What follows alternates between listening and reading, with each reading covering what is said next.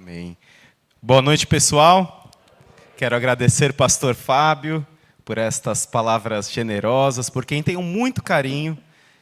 Nossa amizade se iniciou lá na Teológica, como ele disse, há mais de 20 anos atrás. Eu lá com meus 13, 14 anos, pastor Fábio já experiente, a voz da experiência do grupo, né? Alguém já maduro, alguém para quem olhávamos e já víamos um sólido compromisso com o Senhor e também convicção do seu chamado ministerial. Uma alegria, Fábio, estar aqui, conhecê-los nesta noite, também Jeremias, a sua equipe de louvor.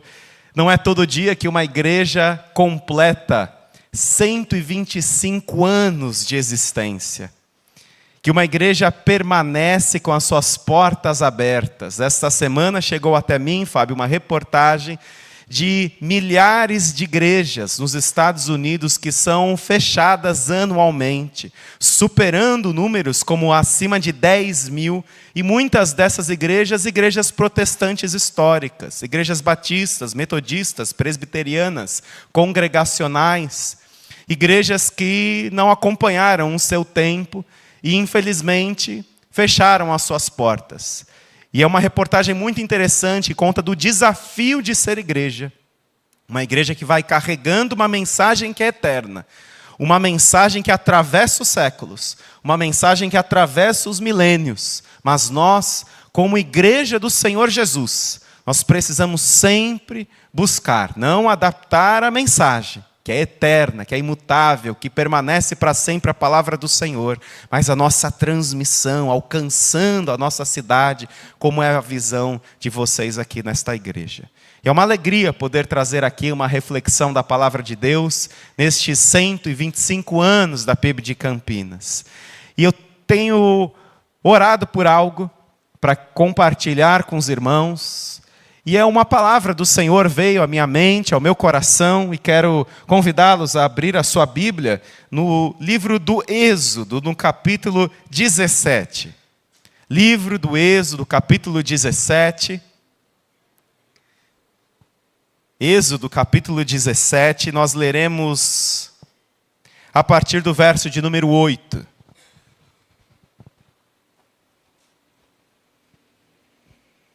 Antes da leitura, gostaria de orar mais uma vez. Obrigado, Senhor, por estarmos juntos nesta noite, pela existência desta igreja, testemunho da sua palavra que permanece por gerações. Obrigado pela vida do pastor Fábio, da sua família, Jeremias, sua equipe de louvor. Obrigado porque o Senhor já está falando aos nossos corações. Ó Deus, e continue a falar, superando as limitações desse pregador, que a sua palavra seja evidenciada. Em nome de Jesus que oramos, amém. Sucedeu que os amalequitas vieram atacar os israelitas em Refidim. Então Moisés disse a Josué: escolha alguns dos nossos homens e lute contra os amalequitas. Amanhã tomarei posição no alto da colina com a vara de Deus em minhas mãos. Josué foi então lutar contra os amalequitas, conforme Moisés tinha ordenado. Moisés, Arão e Hur, porém, subiram ao alto da colina. Enquanto Moisés mantinha as mãos erguidas, os israelitas venciam. Quando, porém, as abaixava, os amalequitas venciam. Quando as mãos de Moisés já estavam cansadas, eles pegaram uma pedra e a colocaram debaixo dele para que nela se assentasse. Arão e Hur mantiveram erguidas as mãos de Moisés, um de cada lado, de modo que as mãos permaneceram firmes até o pôr do sol. E Josué derrotou o exército amalequita ao fio da espada. Depois o Senhor disse a Moisés: escreva isto num rolo, como memorial, e declare a Josué que farei que os amalequitas sejam esquecidos para sempre debaixo do céu. Moisés construiu um altar e chamou-lhe: o Senhor é a minha bandeira. E jurou pelo trono do Senhor: o Senhor fará guerra contra os amalequitas de geração em geração. O título da mensagem que eu quero compartilhar com os irmãos nessa noite é Juntos Somos Mais Fortes. Juntos somos mais fortes. E esse texto, ele nos traz algumas lições muito preciosas para nós, sobre sermos igreja. Mesmo um texto no Antigo Testamento, ele nos ensina como nós podemos ser igreja e como podemos viver e expressar a nossa coletividade. Se nós olharmos para a natureza, se olharmos para as Escrituras, nós vamos ver muitas imagens e figuras que nos ensinam sobre a importância e a relevância da coletividade. Como, por exemplo, os gansos migratórios, que fazem seus voos longos intercontinentais e voam num formato de V. Justamente porque eles sabem que em bando eles serão mais rápidos, serão mais eficientes. E há estatística sobre essa aerodinâmica do voo desses gansos migratórios que percorrem distâncias oceânicas e voando em V, eles sabem que os primeiros enfrentam resistência do ar para que os outros possam vir atrás, e eles aumentam a distância, a eficiência e a velocidade em 70% juntos do que se estivessem separados. Juntos nós somos mais fortes. Nós olhamos para as figuras do Novo Testamento sobre igreja, nós sempre vamos ver a ênfase da coletividade. A igreja como corpo, a igreja como família, a igreja como lavoura, a igreja como edifício, porque nós somos a igreja. E nós só somos a igreja quando nós estamos juntos, como nós estamos reunidos, como nós formamos esse corpo, esse edifício, que nós somos construídos tendo Jesus como a nossa pedra angular. E é interessante esse texto, porque os amalequitas tinham atacado os israelitas novamente. Os amalequitas e os israelitas eram inimigos de longa data. Já fazia mais de 600 anos, que os amalequitas incomodavam os israelitas. Dizem os historiadores estudiosos que os amalequitas eles descendem da linhagem de Esaú, que tinha essa animosidade e hostilidade com os descendentes de Israel, os descendentes do seu irmão Jacó. E lá estavam os amalequitas, aproveitando a vulnerabilidade de Israel, que tinha saído da escravidão do Egito, onde passaram mais de 400 anos como escravos. Israel não tinha exército bem formado, não tinha uma estratégia militar bem definida, eles eram um grupo, um povo que tinha uma identidade étnica, uma identidade de fé, mas que eles não tinham estratégias e equipamentos militares como os outros povos, eles viveram séculos como escravos. Então eles saem e os amalequitas aproveitam a vulnerabilidade dos israelitas. E aí eles vão atacar os israelitas. E aí Moisés, ele convoca Josué, que aparece pela primeira vez nas Escrituras, aqui em Êxodo 17.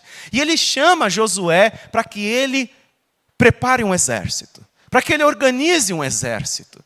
Então Josué iria lutar e Moisés iria para o alto da colina interceder pelo exército de Israel na batalha, e Arão e Hur iriam com ele. E ali Moisés ele intercede por aquela batalha, por aquela guerra, e percebeu-se algo.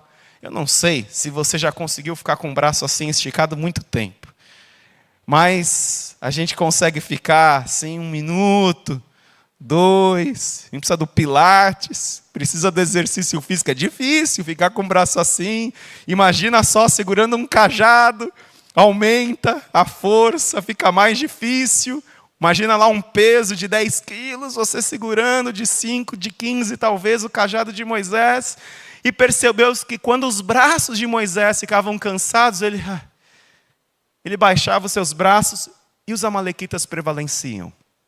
Quando ele, deixa eu erguer meus braços de novo. Ele descansava e erguia de novo, os israelitas venciam. Quando ele baixava suas mãos, os amalequitas venciam. Quando ele erguia suas mãos novamente, os israelitas venciam.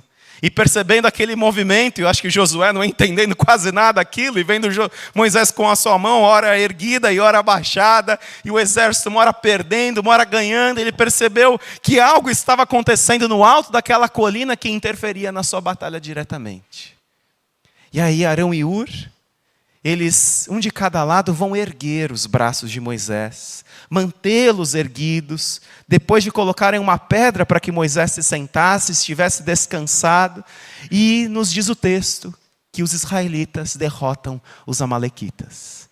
E eu acho que a gente pode aprender aqui algumas histórias para nós sobre a nossa vida em comunidade, nas nossas famílias, nos nossos relacionamentos, principalmente nas nossas igrejas. E o que a gente pode aprender aqui, eu quero destacar aqui os 3 grandes personagens: Moisés, Arão e Hur juntos e Josué. E para cada um desses personagens, nós vamos destacar uma atitude a ser imitada, um inimigo a ser vencido e uma lição a ser aprendida. Para cada um desses 3. Para Moisés, para Arão e Hur e para Josué. Uma atitude a ser imitada, um inimigo a ser vencido e uma lição a ser aprendida. Vamos lá para Moisés.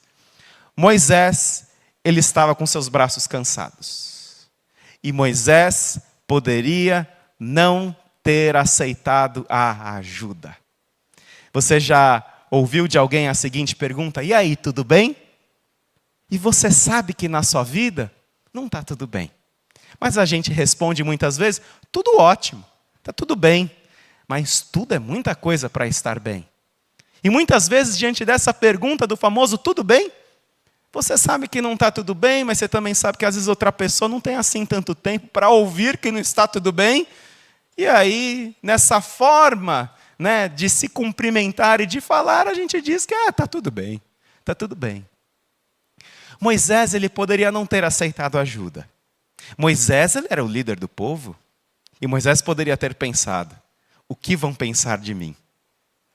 O que vão pensar de mim? Eu, o libertador do povo, o legislador do povo, aquele que cresceu lá no palácio do faraó, que passou os 40 anos do deserto tendo lições com o Senhor, e agora eu que sou o líder do povo, que comandei aquelas 10 pragas maravilhosas lá no Egito, demonstrando o poder de Deus, o que o povo vai pensar de mim se eu disser: eu preciso de ajuda.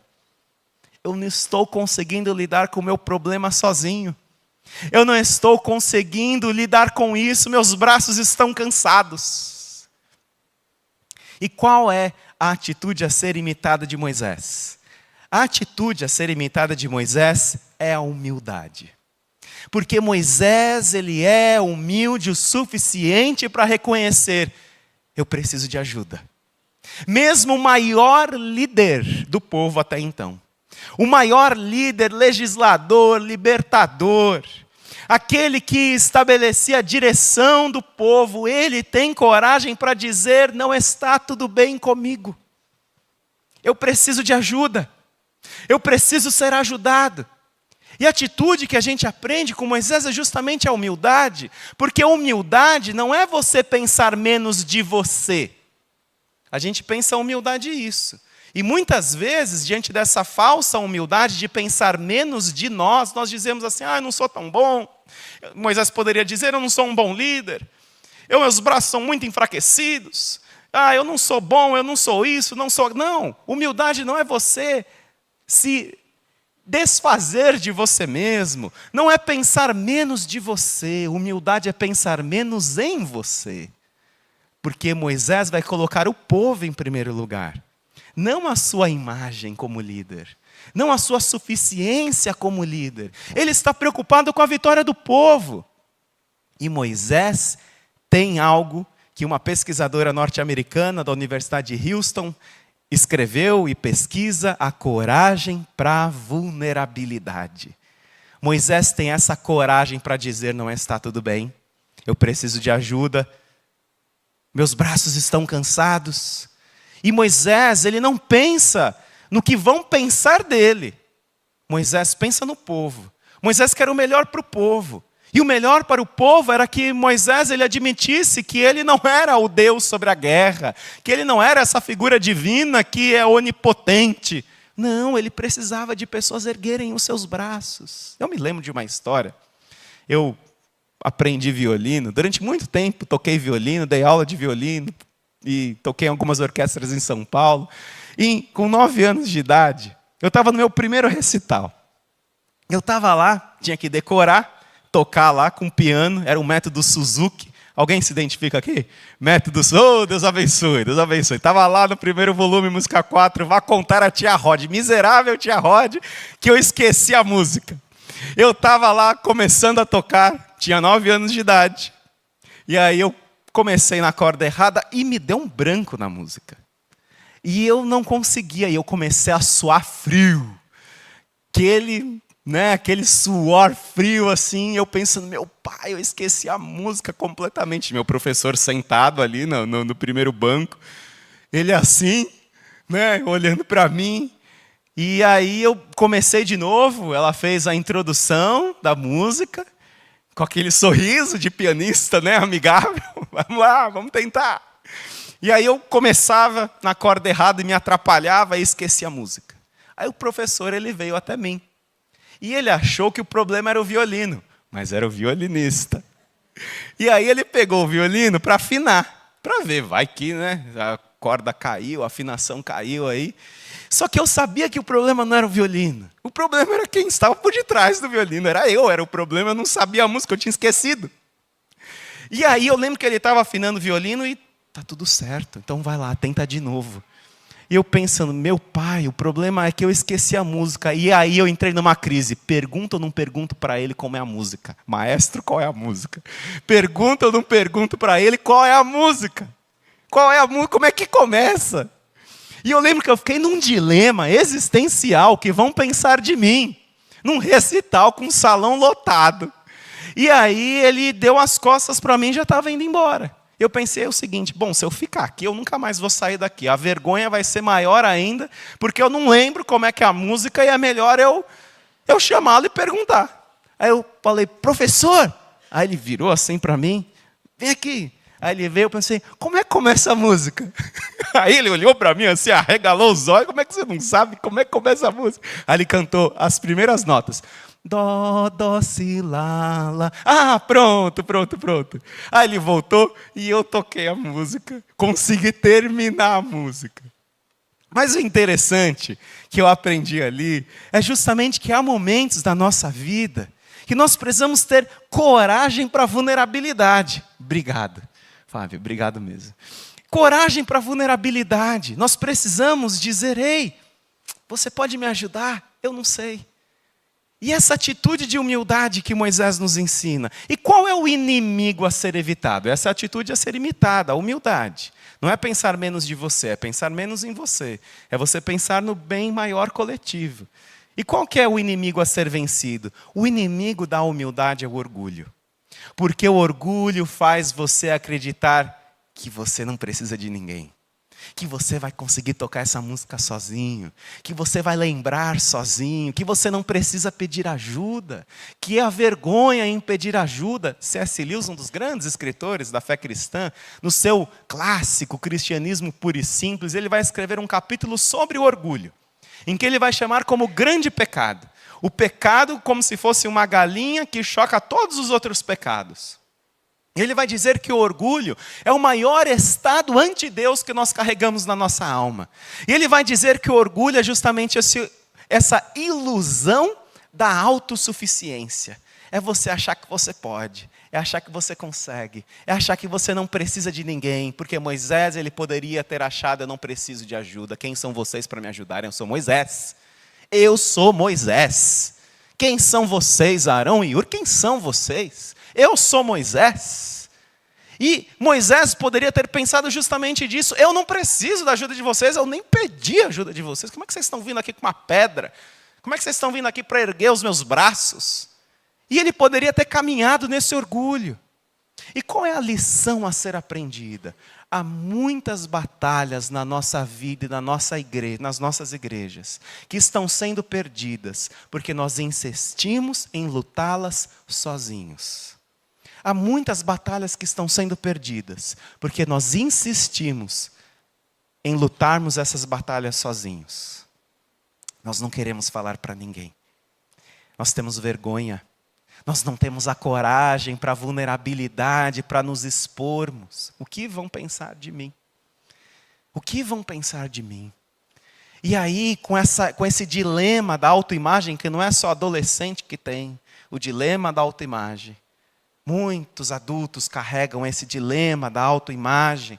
com esse orgulho da autossuficiência, com essa ilusão da autossuficiência. A lição a ser aprendida é que muitas batalhas, muitas igrejas têm fechado as suas portas, como vimos nessa reportagem que eu mencionei no início, lá nos Estados Unidos, inúmeras igrejas, inúmeras famílias têm passado por derrotas nas suas casas, por lutas e por batalhas, e continuam assim porque não pedem ajuda para ninguém. E nós ficamos assim na nossa vida também. Eu não preciso de um mentor, eu não preciso ser discipulado, eu não preciso compartilhar. Nós precisamos da prestação de contas, nós precisamos termos pessoas que nos ajudem na caminhada. E essa é a lição a ser aprendida. Com Moisés, com a sua atitude de humildade, muitas batalhas, elas estão sendo perdidas porque permanecemos lutando essas batalhas sozinhos. Aí a gente vai para o nosso segundo personagem. Segundo bloco de personagens. Arão e Hur. Arão e Hur, eles estavam lá, vendo Moisés, e eles poderiam ter agido de muitas maneiras diferentes. Arão e Hur poderiam ver a fraqueza de Moisés, tirarem uma foto, postarem na rede social e dizerem assim: onde já se viu termos um líder que não consegue manter os seus braços erguidos? Onde já se viu termos um líder? Moisés tinha mais de 80 anos de idade. Não dá. Precisamos trocá-lo. Precisamos de alguém aí mais jovem. Vamos fazer aqui uma assembleia. Vamos convocar uma assembleia extraordinária de Israel para trocar esse líder Moisés. Arão e Hur poderiam ter olhado para Moisés e falado assim: vamos orar por alguém que o ajude, Moisés. Vamos orar. Vamos orar. Estou vendo aqui a sua necessidade. Vamos orar para que apareça alguém que te ajude. Arão e Hur também poderiam ter pegado aquela pedra, ao invés de colocarem para Moisés se sentar, pegado aquela pedra e ter terminado o serviço ali no cansaço de Moisés. Ter matado Moisés, tirado a vida de Moisés com aquela pedra. Moisés já estava cansado mesmo, já estava fraquejando. Arão e Hur poderiam ter tido inúmeras atitudes. Mas a atitude a ser imitada aqui com Arão e com Hur, essa atitude de servo, essa atitude que eu vejo a necessidade e eu me coloco como solução. Eu não vejo a necessidade e fico criticando. Eu não vejo a necessidade e fico mandando mensagem lá nos meus grupinhos dos WhatsApp da vida. Eu não fico mandando lá as minhas mensagens. Eu me coloco como solução. Eu me coloco: ei, conta comigo. Porque Arão e Hur, eles poderiam ter pensado assim: eu vou ajudar Moisés, e aí quem vai lembrar que eu ajudei Moisés? Quem vai lembrar que fui eu que mantive lá as mãos de Moisés erguidas e coloquei a pedra? Aí só Moisés vai receber a placa comemorativa dos 125 anos da PIB de Campinas. E eu não vou receber nada. E eu estive aqui todos os dias. Essas cadeiras, essa parede, esse chão, esses azulejos, esse piano. E aí ninguém vai mencionar. Então eu não vou ajudar ninguém, não. Porque depois ninguém vai me reconhecer. Eu não vou ter nem uma placa. Eu não vou ter absolutamente nada. Então eu não vou ajudar. Eles poderiam ter pensado assim. Só que a atitude de servo é justamente a atitude de eu, ao ver uma necessidade, eu não critico a necessidade. Eu não vou lá e destruo publicamente a necessidade. Eu me coloco como solução para aquela necessidade. Me coloco como resposta para aquela necessidade. E como servo, que não se preocupe em aparecer, não. Importa que Cristo cresça e eu diminua, disse João Batista, João capítulo 3, no verso 30. Ou seja, importa que Cristo cresça. E eu diminuo, eu desapareço, eu vou sumindo. E essa é a atitude a ser imitada de Arão e de Hur, a atitude de servo. E qual que é o inimigo a ser vencido? O inimigo a ser vencido é justamente aquilo que nos impede a atitude de servo.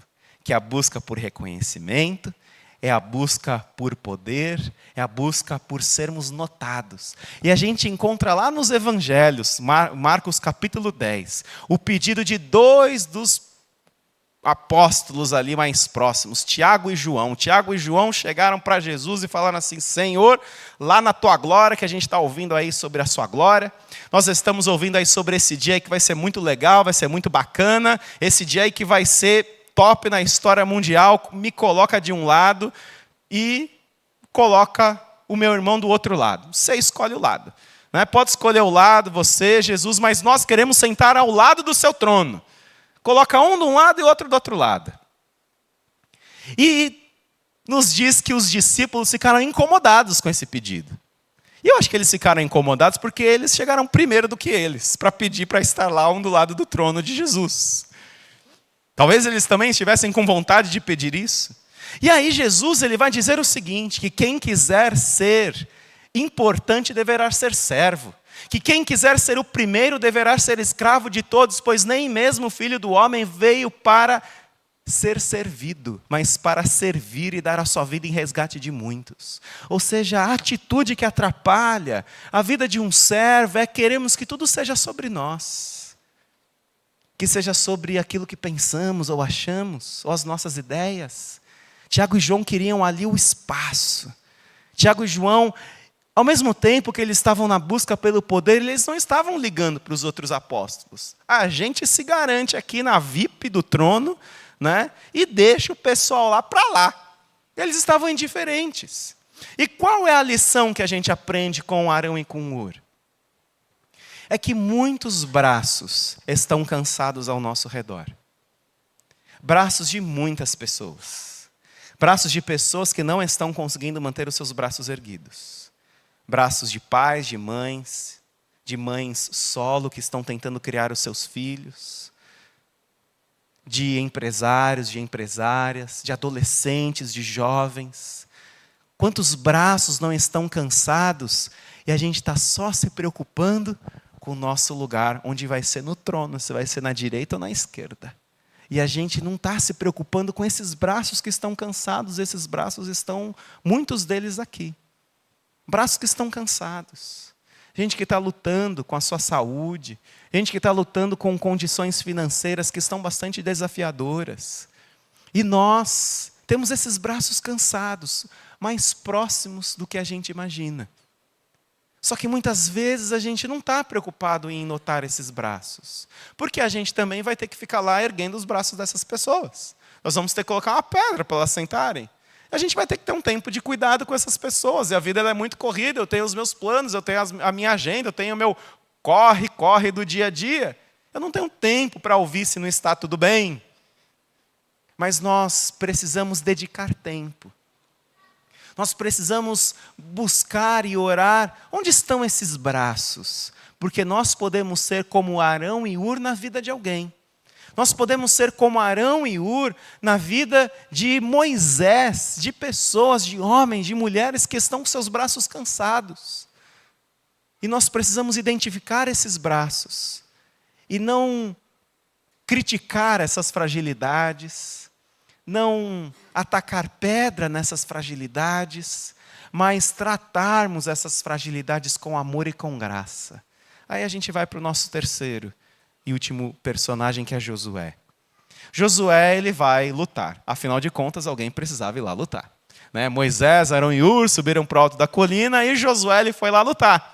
Josué ele aparece lá como um comandante do exército e ele vai lutar. Ele vai cumprir o seu papel. E aí Josué, ele percebe que existe uma interferência na sua batalha que vem do alto. Ele percebe que a sua batalha não depende assim só da sua habilidade em conduzir a espada, em defender, em atacar o inimigo, mas depende de uma intercessão. Depende de alguém que está intercedendo.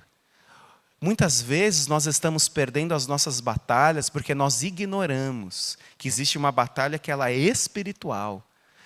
Que nós precisamos orar, nós precisamos interceder, nós precisamos clamar. E Josué logo no início, ele que vai ser o sucessor de Moisés, ele que vai conduzir o povo rumo à posse da terra prometida, ele logo no início do exercício da sua liderança, de aprender com Moisés, ele vai aprender que não se trata da habilidade da espada.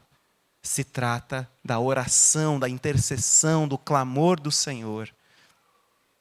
E a atitude a ser imitada de Josué, ela é a coragem.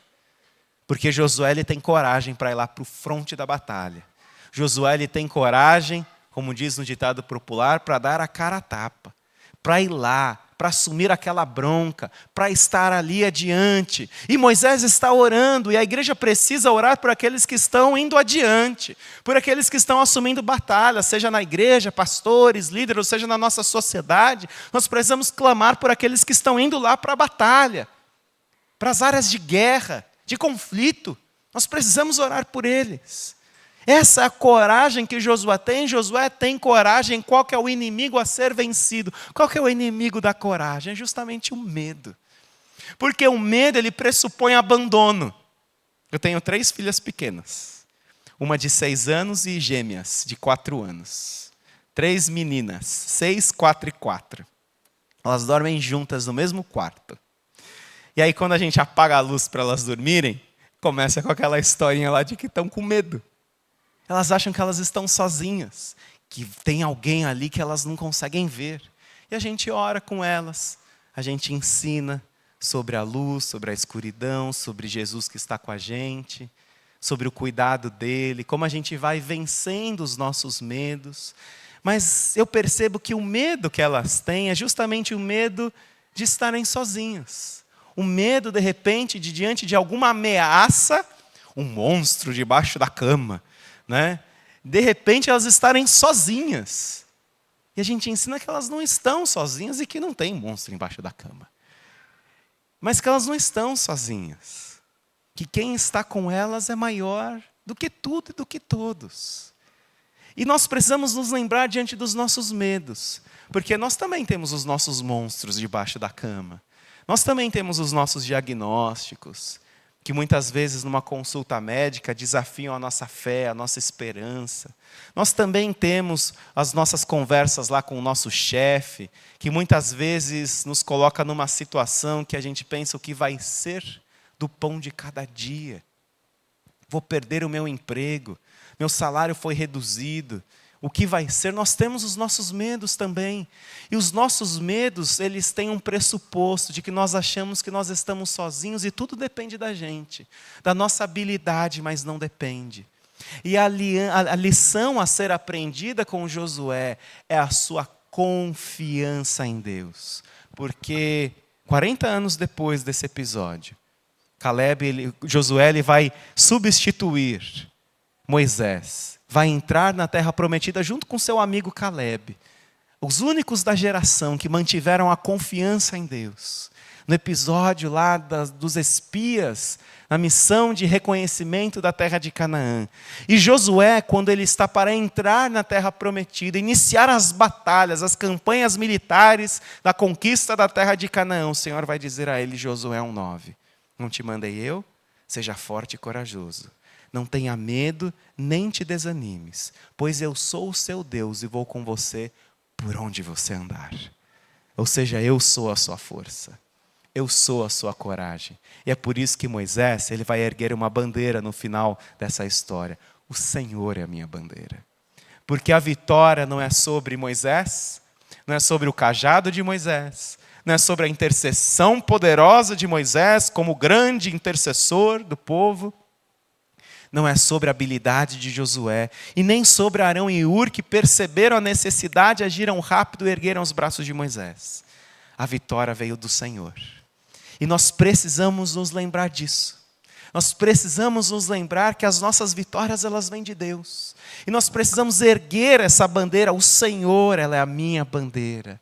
Foi o Senhor quem me concedeu, foi o Senhor quem me abençoou, foi o Senhor quem me concedeu essa vitória que veio da sua presença. E o que nós aprendemos com essa história do Juntos Somos Mais Fortes é que Deus nos chama para realizarmos juntos o que jamais poderíamos fazer sozinhos. Deus nos chama para fazermos juntos o que jamais poderíamos fazer sozinhos. Por isso somos igreja. Por isso nós somos corpo de Cristo. Por isso que cada um tem a sua função, o seu dom. Por isso que cada um cumpre o seu papel. Porque juntos nós somos mais fortes. Vamos orar? Quero orar com você.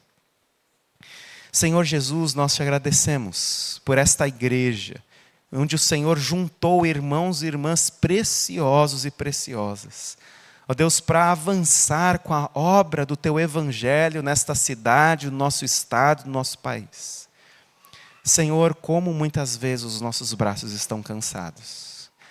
Nas nossas famílias, no nosso trabalho, na nossa saúde mental, física, emocional, espiritual, nossos braços estão cansados. E se o seu braço está cansado nesta manhã, você pode orar, você pode clamar ao Senhor. Você pode dizer: Senhor, o meu braço está cansado. Senhor, eu preciso de Ti. Senhor, eu preciso da sua renovação, da sua restauração. Revigora a minha alma. Se você tem esses braços cansados, coloque a sua vida diante de Deus. Peça a misericórdia do Senhor sobre a sua vida. Peça por um Arão e Ur para que te ajudem a erguer esses braços. Mas você também pode orar por ser um Arão e um Ur na vida de alguém. Para que você perceba a fragilidade de pessoas. E que você não critique essas fragilidades. Que você não exponha publicamente essas fragilidades. Mas que você trate com a graça, a bondade, o amor. Você pode orar: Senhor, eu quero ser parte dessa solução. Eu quero ser parte dessa mudança também. Você também pode orar para que você tenha essa coragem de Josué. Você tem tido muitas batalhas. Você tem tido desafios enormes diante da sua vida. Só que você tem tido medo. Você tem medo do fracasso. Você tem medo de errar. Você tem medo de não dar certo. E a gente precisa se lembrar que se Deus é por nós, quem será contra nós? Nós precisamos nos lembrar das incríveis promessas de Deus na nossa vida, que reforçam que o Senhor, Ele está conosco e Ele é a nossa bandeira. É o nome dEle que nós hasteamos, é o nome dEle que nós erguemos. Obrigado, Senhor, porque o Senhor está aqui. O mesmo Senhor que esteve lá neste episódio da luta, da batalha dos israelitas contra os amalequitas, o Senhor está conosco nesta noite. Meu Deus, passe aqui com a sua graça, com o seu poder, nos nossos corações, nas nossas famílias, continuando a dar a esta igreja o crescimento, ao pastor Fábio, à sua família, a tua preciosa presença. Obrigado por esse tempo juntos. Em nome de Jesus, amém.